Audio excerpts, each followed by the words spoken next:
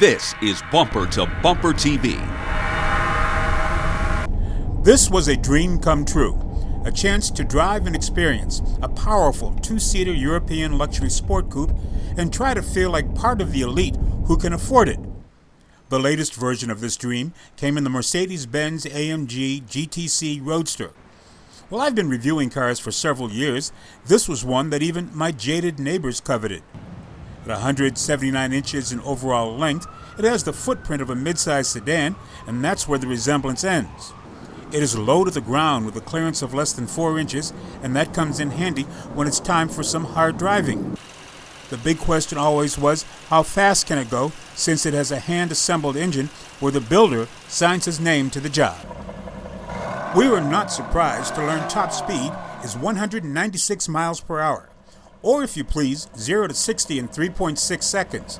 Is that fast enough for you? That comes from a 4-liter V8 with twin turbos, delivering 550 horsepower and 502 pound-feet of torque. Fuel economy is not even a consideration, but look at what the trade-off is. This power plant is mated to a rear-wheel drive 7-speed automatic transmission that includes paddle shifters. Since it's an AMG model, it also comes with multiple drive settings for nearly every kind of conditions. Accessing these functions is an education and redundancy systems built into the GTC, with controls both on the steering wheel and the center console, so carelessly leaning on it could change the performance and response.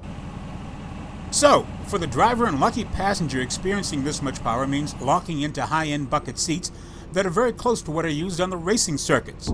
In this coupe, the ride is not the usual luxury sensation you expect from Mercedes, but instead is a cross between an intense track experience and letting loose on a wide-open stretch of open highway without speed limits.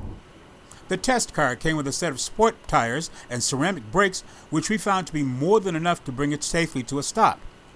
In this platform, we really appreciated how the driver assistance technology functioned.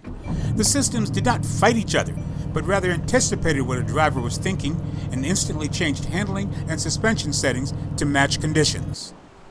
Obviously, this is a limited edition roadster with a select market in mind, but in our view, it is something that once driven will permanently rank near the top in motoring experiences for anyone who gets behind the wheel. I'm Greg Morrison.